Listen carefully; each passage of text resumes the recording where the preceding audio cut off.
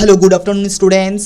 Sidhu Kanho Murmu University semester 2 new education policy, इसके तहत हम सब आए हैं क्लासेस में और आप सबका स्वागत है एसकेजी ज्ञान ज्योति एजुकेशन प्लेटफॉर्म में। चलिए हम लोग आज सिलेबस डिस्कशंस करने वाले हैं। सबसे यूनिक और डिजिटलाइज सब्जेक्ट, डिजिटल सब्जेक्ट जिसे कहते हैं डिजिटल एजुकेशन सिलेबस। हम लोग डिजिटल एजुकेशंस को लेकर डिस्कशंस करेंगे। जो सिलेबस है उस सिलेबस को लेकर हम लोग पूरी तरह से फुल्ली एनालिसिस करने वाले हैं। बीए बीएससी हो या बीकॉम हो, ये तीनों डिपार्टमेंट्स के स्टूडेंट्स के लिए बहुत ही ज़्यादा इंपॉर्टेंस है। पेपर नेम है फंडामेंटल्स ऑफ कंप्यूटर्स। हम लोग कंप्यूटर्स के बारे में पढ़ेंगे कि उसके फंडामेंटल्स क्या हैं। जिस तरह से इंसान के लिए फंडामेंटल उसकी सेल्स होती है, उसी तरह से कंप्यूटर्स की फंडामेंटल क्या होती है उसे हम सब जानने की ट्राई करेंगे जब क्लासेस स्टार्ट होगी। कोर्स के ऑब्जेक्टिव्स क्या हैं? To provides basic understanding of computers and functionalities the course to aim. दूसरा, teach students about the basic computers. जो स्टूडेंट्स है उसे टीच किया जाएगा बेसिक कंप्यूटर्स के बारे में, ऑपरेटिंग सिस्टम्स के बारे में, इंटरनेट के बारे में और file management. Then cyber security, तो ये साइबर सिक्योरिटी के बारे में भी जानने का ट्राई करेंगे, है ना। कोर्स आउटकम, आखिर रिजल्ट क्या देगा जब इसे आप सीख लेते हैं। This fundamentals course outcomes provide students with A solid foundations in computer science and technology and prepare them for more advance course in this field. आप इस कोर्स में बहुत ही ज़्यादा एडवांस बन सकते हैं यदि आप इसे सही रूप से पढ़ते हैं। तो आउटकम सही है आपका यदि कोर्स को स्टडी करते हैं। चलिए हम लोग डायरेक्टली किसी टाइप्स का कोई ज़्यादा लंबा ना जा करके हम सब यूनिट 1 स्टार्ट करते हैं कि इंट्रोडक्शंस टू कंप्यूटर एप्लीकेशंस। हमें क्या क्या पढ़ना है यूनिट 1 पे।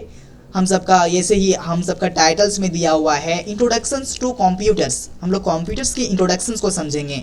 कंप्यूटर सिस्टम्स क्या है ना, कंप्यूटर सिस्टम्स है क्या, उसकी कैरेक्टरिस्टिक्स क्या हैं एंड कैपेबिलिटीज़ क्या हैं, इससे फुल्ली एनालिसिस करेंगे हम सब। हार्डवेयर एंड सॉफ्टवेयर्स के बारे में समझेंगे कि हार्डवेयर क्या होता है, सॉफ्टवेयर्स क्या होता है। जिस तरह से जिसे हम फिजिकली टच कर सकते हैं उसे हार्डवेयर कहते हैं, और जिसे फिजिकली हम लोग टच नहीं कर सकते हैं उसे हम लोग सॉफ्टवेयर कहते हैं। ब्लॉक डायग्राम्स के बारे में पढ़ेंगे, किस तरह से प्राइमरी मेमोरी सेकेंडरी मेमोरी काम करती है, किस तरह से हम सबका अर्थमेटिकल लॉजिक यूनिट काम करती है, सीपीयू काम करती है ना। जिस तरह से आप इनपुट करते हैं तो उसका आउटपुट किस तरह से बन पाता है, कितने प्रोसेस होती है, प्रोसेस का सिस्टम्स क्या होता है, इसे हम सब समझेंगे क्लास में। डेटा प्रोसेसिंग्स, डेटा को किस तरह से प्रोसेस किया जाता है, डेटा प्रोसेसिंग्स को समझेंगे, उसके सिस्टम्स को समझेंगे। स्टोरिंग डेटा, डेटा किस तरह से स्टोर होता है ना। प्राइमरी डेटा नॉन वोलाटाइल्स है, वोलाटाइल्स मेमोरी है, उस पर क्या डिफरेंस है उसे समझेंगे। प्रोसेसिंग्स डेटा क्या है, कितने टाइप्स के होते हैं, पर्पस क्या है, कंपोनेंट्स क्या है, कंप्यूटर्स के कितने कंपोनेंट्स हैं, जनरेशन्स ऑफ कंप्यूटर्स, कंप्यूटर्स के कितनी जनरेशन्स हैं, ये सब हम लोग पूरी तरह से क्लासेस में समझेंगे। 5 जनरेशन है कंप्यूटर्स की, इसे फुल्ली एनालिसिस करेंगे क्लासेस में। Introductions to MS words and Windows, introductions to MS words and Windows के बारे में हम लोग ट्राई करेंगे, है ना। इससे पूरी तरह से इसके फंडामेंटल्स क्या हैं, physical structures of the disk, physical structures क्या है इसे समझेंगे हम सब क्लासेस में कि फिजिकल स्ट्रक्चर्स कैसे होता है, कैसे काम किया जाता है ना। पूरी एकदम क्लासेस जब स्टार्ट होगी ना तो फिर ये इस तरह से माइंड में सेटअप होगी कि आप कभी भूल ना पाइए। मतलब ये कभी आपको इस तरह से प्रैक्टिकली नॉलेज दिया जाएगा, साथ साथ आपको ओनली थ्योरी नॉलेज नहीं दिया जाएगा, बल्कि एक कॉन्सेप्चुअल थ्योरी रहेगी, एक प्रैक्टिकल नॉलेज रहेगी, ताकि आप आने वाले टाइम्स में आपके माइंड से ये चीज़ ना उतरे। ऐसा होता है जो चीज़ आप प्रैक्टिकल नहीं करते हैं, रट्टम फंडा मार के यदि माइंड में सेट करते हैं तो फिर वह भूलने का चांसेस उसमें 100% रहता है।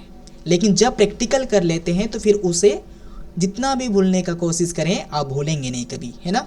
बूटिंग क्या है, किस तरह से सीपीयू को हम लोग का प्रेस करते हैं तो बूटिंग कहलाता है। तो बूटिंग की पूरी प्रोसेस को समझेंगे। प्रोसेस क्या है, इंटरनल डॉस क्या है, फाइल्स है ना, डायरेक्टरीज डॉस, कमांड्स क्या है, क्रिएटिंग ए बैच फाइल्स, इस सब को समझेंगे। इंट्रोडक्शंस टू एमएस वर्ड्स, ये तो समझेंगे कि एमएस वर्ड, एमएस डोस क्या है, विंडोज़ क्या है।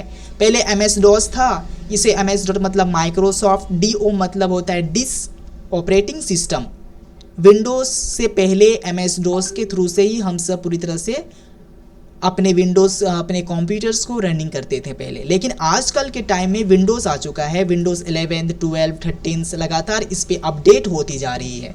ठीक, माइक्रोसॉफ्ट विंडोज़ क्या है, इसकी ऑपरेटिंग सिस्टम्स क्या हैं, कितने टाइप्स के ऑपरेटिंग सिस्टम है, क्या कैसे काम करती है, उसके डिफिनेशंस क्या हैं, फंक्शंस कंपोनेंट्स क्या हैं, ये सब समझेंगे हम लोग। फाइल प्रोसेसिंग्स, फाइल का प्रोसेस किस तरह से होता है। Word processings, file processings that means process को फाइल को किस तरह से हम सब प्रोसेस करते हैं। जैसे वर्ड प्रोसेस, जब MS वर्ड में आप जाते हैं, अपनी वॉकिंग करते हैं, तो उसमें आपका डॉस वर्ड प्रोसेस आता है कि आप वर्ड को किस तरह से प्रोसेस करते हैं। क्रिएटिंग एंड फॉर्मेटिंग्स, किस तरह से आप जो वर्ड्स राइट करते हैं, टाइपिंग करते हैं, उसको किस तरह से और ज़्यादा फॉर्मेटिंग्स और क्रिएटिंग किया जा सकता है ना। एडिटिंग्स के बारे में समझेंगे, क्रिएटिंग्स टेबल के बारे में समझेंगे कि टेबल किस तरह से बनाया जाता है।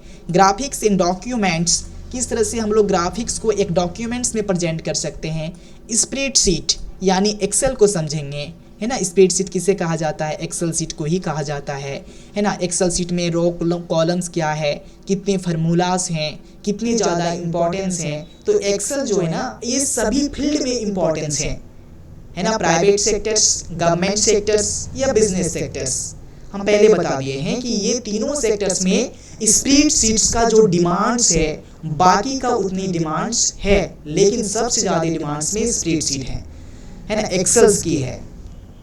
फॉर्मेटिंग को समझेंगे, फॉर्मेटिंग्स क्या है, फार्मूलाज कितनी होती है, उसके फंक्शंस क्या है, डेटा चार्ट क्या है, शॉर्टिंग क्या है एंड फिल्टरिंग क्या है, किस तरह से फिल्टर कर सकते हैं आप। जो भी डेटा आप कॉम्प्लेक्सिबिलिटी जो डेटा होती है, उस डेटा को हमें सर्च करने में, ढूंढने में हमें बहुत ही ज़्यादा प्रॉब्लम्स को फेस करना होता है ना। लेकिन यदि आपको फिल्टरिंग मालूम है कि फिल्टर किस तरह से किया जाता है, तो उस काम को आप पूरी तरह से स्मार्टली कर पाओगे। स्मार्टली करोगे तो उस काम को, इस पे क्या होगा, आप टाइमली अपना सेव कर सकते हो, टाइम बचा सकते हो। इसके बाद इंट्रोडक्शन टू प्रेजेंटेशन, है ना। पावर पॉइंट में प्रेजेंटेशन किस तरह से क्रिएट किया जाता है, एडिटिंग किस तरह से किया जाता है, स्लाइड शो कैसे होती है, ड्राइंग कैसी होती है, क्रिएटिंग प्रेजेंटेशन क्या होती है, किस तरह से हम लोग क्रिएटिंग कर सकते हैं अपने प्रेजेंटेशन को। दूसरा यूनिट यूज, यूनिट 4 को समझेंगे हम सब कि यूनिट 4 में क्या क्या हमें पढ़नी होगी। हम सबको पता है, जब तक हमें सिलेबस स्ट्रॉन्ग ना हो जाए, तब तक हम अपने आप को उस सिलेबस में, उस सब्जेक्ट में महारत हासिल नहीं कर सकेंगे। तो सबसे पहले आपके माइंड में सिलेबस छप जाना चाहिए। सिलेबस इतनी ज़्यादा इंपॉर्टेंस है कि सिलेबस आपके पास छप ही जाना चाहिए।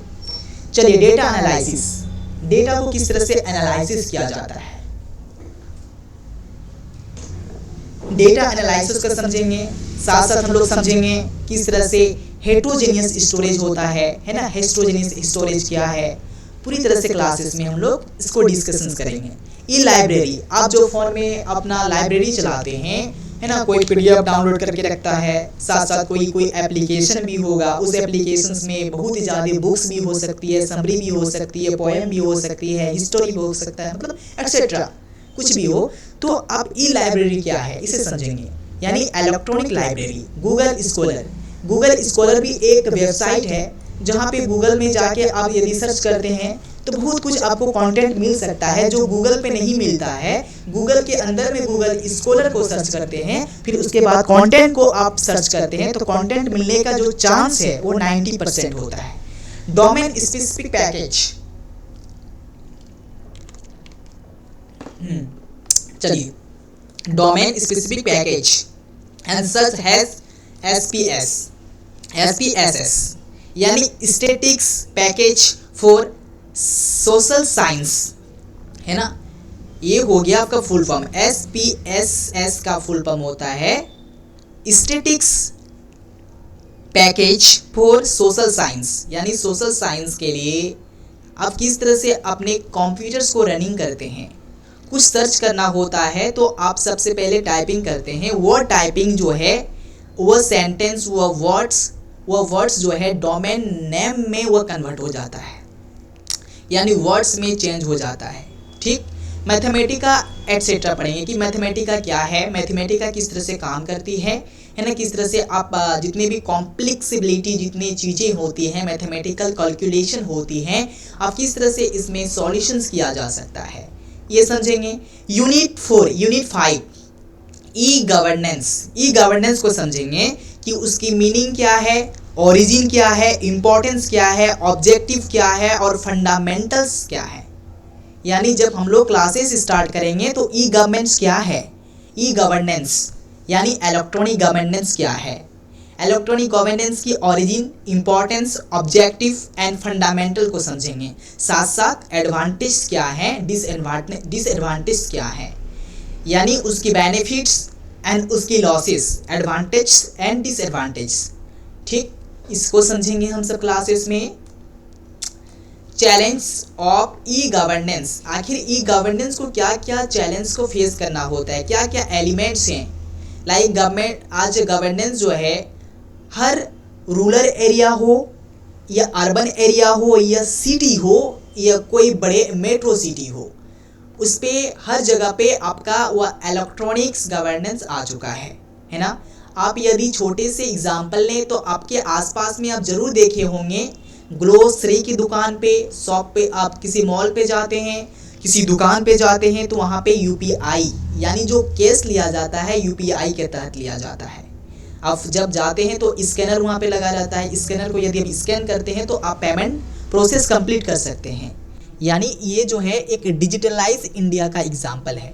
और जब तक हमारी इंडिया डिजिटलाइज नहीं होगी, है ना, टेक्नोलॉजी के मामले में वो ज़्यादा नहीं होगी, तो फिर डेवलप्ड होगी, लेकिन डेवलप्ड का जो चांस है बहुत ही ज़्यादा कम हो जाता है।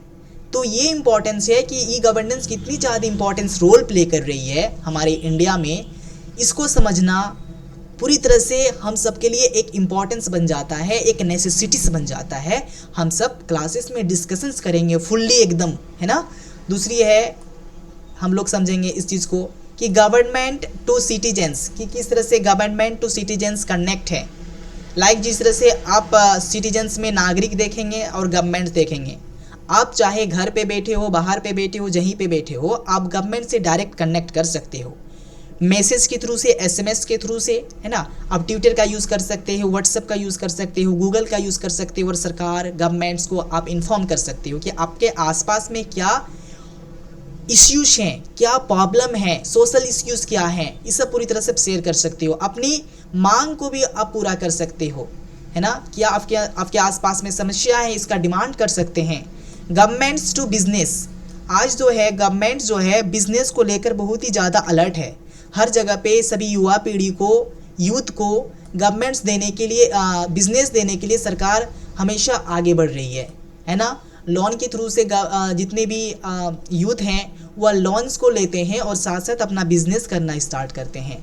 तो किस तरह से वो बिज़नेस करते हैं, गवर्नमेंट किस तरह से हेल्प करती है, क्या प्रोसेस होता है लोन लेने की, है ना, ये सब समझेंगे हम लोग। गवर्नमेंट्स टू गवर्नमेंट, किस तरह से गवर्नमेंट्स टू गवर्नमेंट्स कनेक्ट हैं, है ना। आप स्टेट गवर्नमेंट हो या आपका सेंट्रल गवर्नमेंट हो, किस तरह से वो एक दूसरे के साथ कनेक्ट में है, अपने प्रॉब्लम को शेयर कर पा रहे हैं कि हमारी स्टेट में ये प्रॉब्लम है, हमें हमारी सोसाइटी के लिए, हमारे पब्लिक के लिए ये ज़रूरत है, ये स्कीम्स लानी इम्पोर्टेंस है। तो ये जितनी भी प्राइवेट बात होती है या पब्लिकली बात होती है तो ये गवर्नमेंट टू गवर्नमेंट बात करती है। तो हम लोग समझेंगे कि गवर्नमेंट टू गवर्नमेंट बात कैसे करती है, इसका प्रोसेस कैसे हो सकता है ना।